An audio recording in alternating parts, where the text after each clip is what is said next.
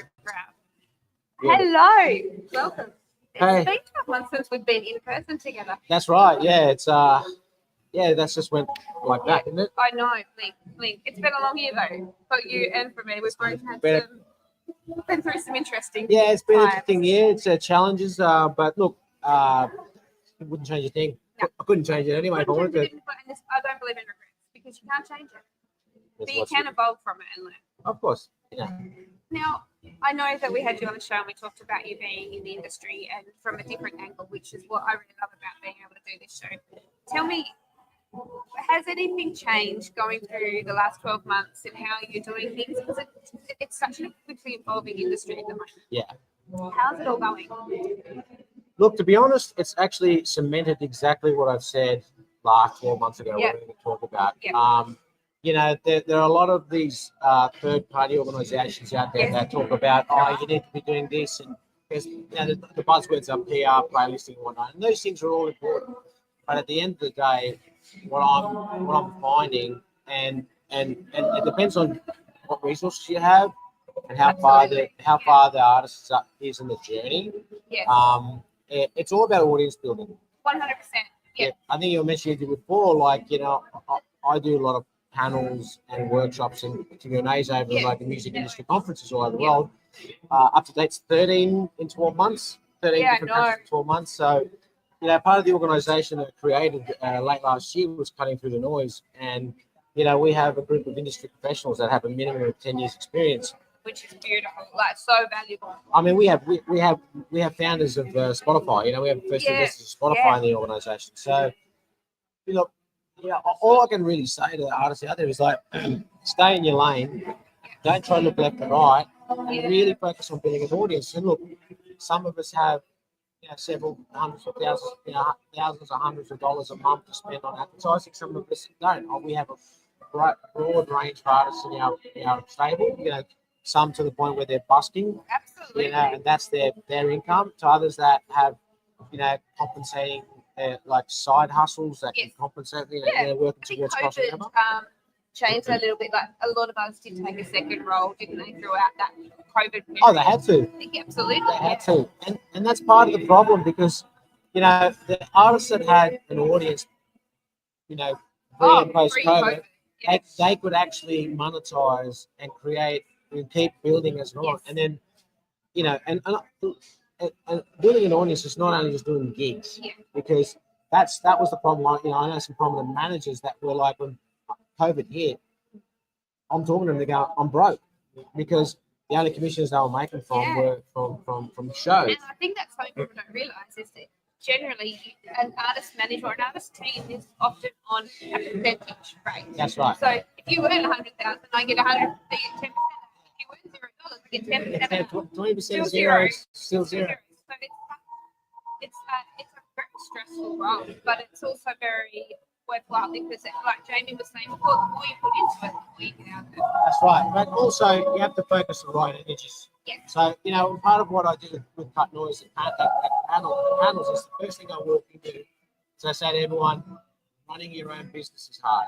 Yes. So essentially what you're doing as an artist is running your own business. 100%. You should not be exempt from a tradie, that's a builder or a carpenter or electrician.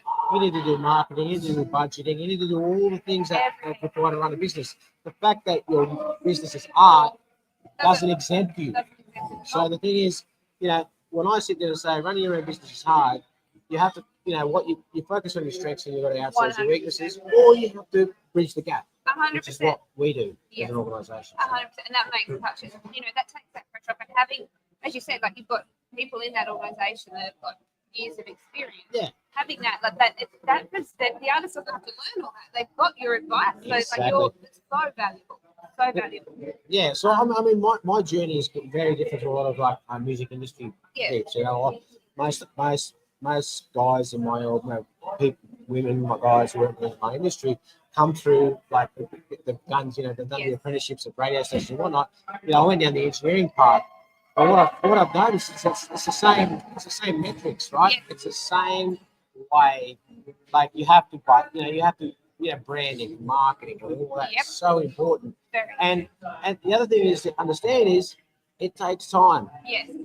And we get very impatient in this world, don't we? Oh yeah, I'm definitely impatient person. So But time is important. but you just have to, and once you start to do these things tangibly, you start to do them like sustainable and they're scalable, then the results will start giving you internal energy. They'll start to fill the soul tank, so then you'll do more and more. It's like, Jamie 12 months ago, like for example, Jamie into 12 months ago, it was like, it doesn't look like we're much, but we're like leaps and bounds ahead. Oh my God. Right?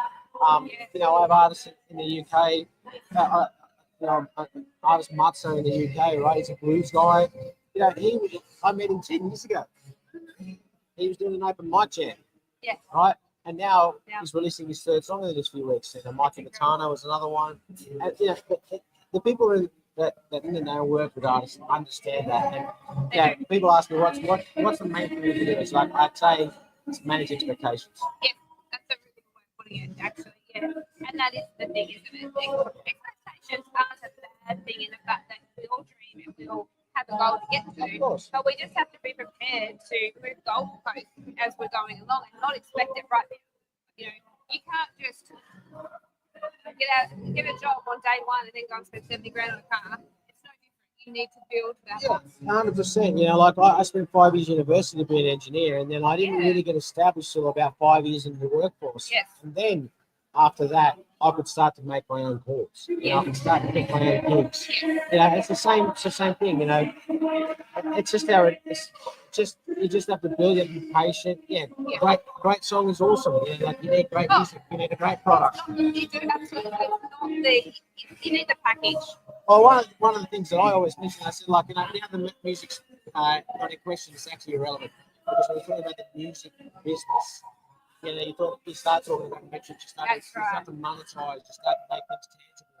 And that's the difficult part because artists have this, this left and right brain battle. That well, one's the creative side, the other one's the logical side, and sometimes they don't like to talk to each other. So exactly, yeah, and it's really good to have that person to ground them. Yeah. And I know that you're not.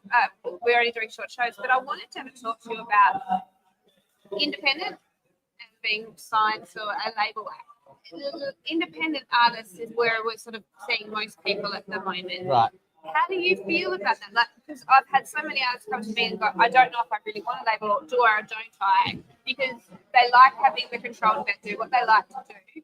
But then at the same time, having the label behind you is great in the fact that it helps you with money. It helps you with all that business stuff, that behind the scenes stuff.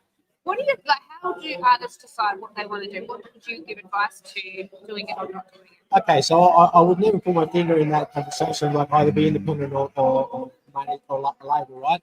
The key thing is to find the team that's invested in you. Yeah. Right? I don't know what independent means, to be honest.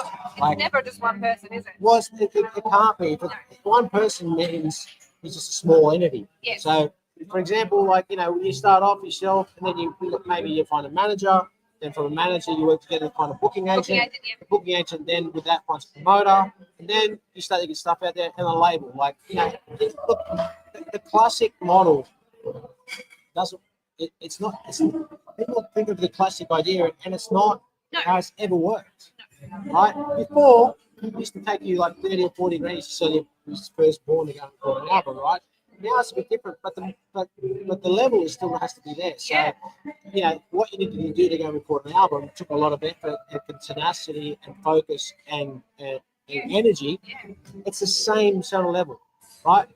But the issue we have is we have a lot more noise. And that's why my album is called Cutting Through the Noise, because what you're trying to do is you're trying to cut through the noise. Look, there's a ton of examples. You look at Ron Pope, right? Ron Pope goes, I'm unsigned. I don't have management. But he's one heck of a team. Yes, it's still. He's got like 12 people. That's what we forget. That's just my voice broke up with my flu. Yeah. But, you still need that team around. You need the person to look after the touring. You need the person to look after the strategy. You need the person to look after the marketing. You need to do the budgets. You need to find the person to find the gigs, pay the bills. Plan the time so that you can still create music and make it sustainable. So, being independent or major label, I've seen all deals. And today, you'll say, you don't need a major label. Well, it depends on the artist. It depends on the person. If that might be a good deal for someone. Yeah. That same deal doesn't work for someone else. And it probably just depends to me, individual goals. What do you want to do with your music? What is your aim? 100%. You know, And where are you on the journey? And yes. another thing that I talk about is the stages of an artist's career. Like I break it down in a very simplistic form in 5 stages. So I say, okay, now you're an aspiring artist. You start writing some songs. You might do a mic night or whatnot.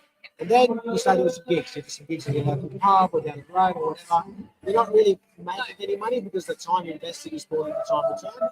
The third one is you start to do some shows. There's money in the bank. There's like a couple $100, $1,000 here. Then you're doing like some national, international touring. And then you have the unicorns. Right? And so, like the Ed Sheerans, the Keith Urbans, the Taylor Swifts of this world, they aren't great at one individual thing. As a sum of a whole, they have an enormous team. So if I have to give any advice to any artist, is make sure that the people let the reins out, right? But find people you trust. Yeah. Have transparency. Yeah. Find people accountable. Yes.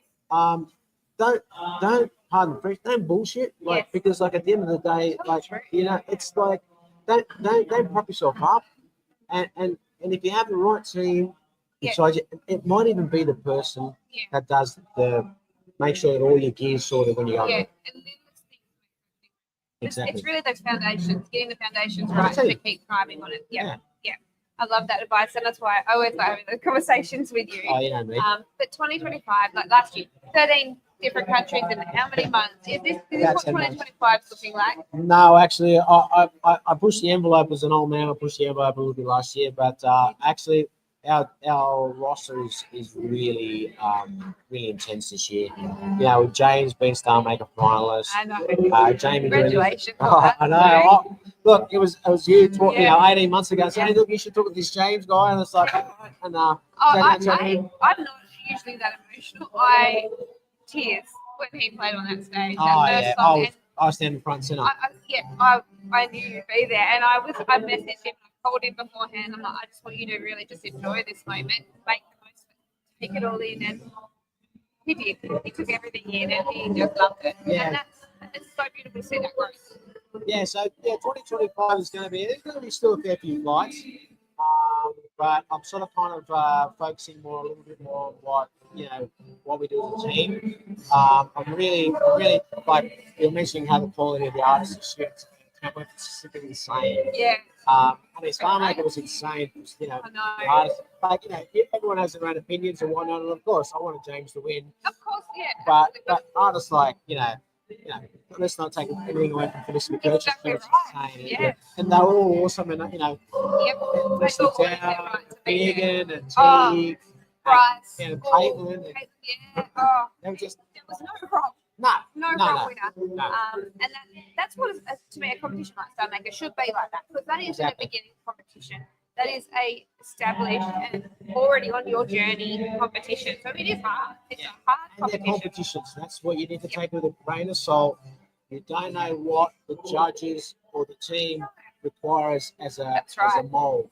There's no set, is there? It's got nothing to do with, once you're there, it's got nothing to do with quality. No. You're all just as good as each other. Yeah, and the other thing I think about Star Maker is it's a really big stage, a really big setup. Yeah. It's a great experience. Great crowds, great scene, great team. Yeah. So it's there's nothing. Look, James took away. We had a great chat. This is the great thing about an artist. This is the type of artist manager relationship you need to have, right? It needs to be completely and absolutely transparent, right? James, you're up against some quality things. You don't fit the pocket, and he just goes, I don't care. No, that's the beauty because I don't care. No. I go, I've already won. That's what he keeps saying to me, and he means that. He believes that 100%. 6 months ago, he had a global operation.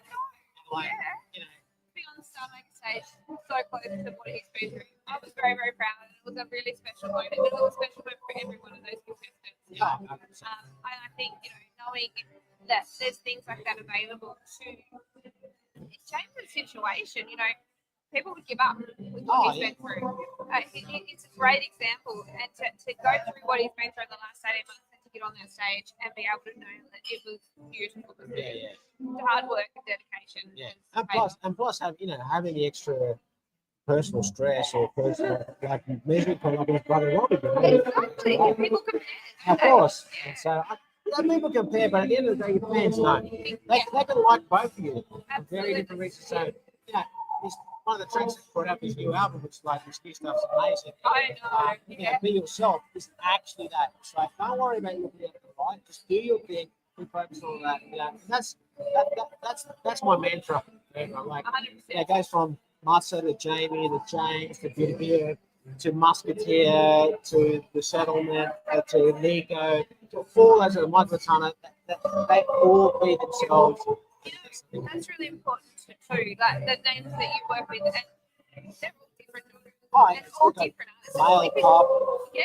14-piece jazz band, country music, Yeah. blues. Yeah. Like an indie folk. The foundations are still the same. It's the same anywhere within the industry, no matter what genre you do. No matter. It's still important. And the other thing too is to be doing it for the right reasons, not because you want to do it, not because you feel like I'm going to be a big star or I'm going to have a number one hit. Because I can tell you, a lot of artists have had number one hits that have got $0. It's not that easy. You have to still want to be there. It has to be part of you. Yeah. You have to want it. Look, I mean, deep down, what does an artist want? Exactly. They want an audience. They want an audience. That's what it is. And with everything after that, it's a multiple. It's bonuses. That's it. Yeah, the extras. I always say if you can get to a point in your music where you are breaking even, you've been successful already. Like just enjoy and then work your way building, like you keep telling me. Yeah, and breaking even is a different connotation to me as well, because it can it's the tangible and intangible as well that all about breaking even. Yeah. So much talk. We could talk for hours because we're good at this. Yeah. But thank you for trusting me and coming back again. I really love getting No worries with you, and I think it's really important for people in the industry. And so thank you for watching, Jonathan. Thank you for popping in again. It must be close to 1 a.m. there by now. Jonathan's been watching us at 2 in the morning. Oh wow! And Good on Jonathan. Thanks for that. So lovely to see you still there. But we'll be back very soon. We've got Amy V coming up. We've got Bill Barton. We've got Lovely, and we've got Courtney Kyle. We've got so many shows still to come. So please stay with us. Subscribe. All you've got to do is hit on it, and it will actually remind you just as we're going live as well. So don't worry about the times. Just get your reminder. Take care. We'll see you all very soon. Bye.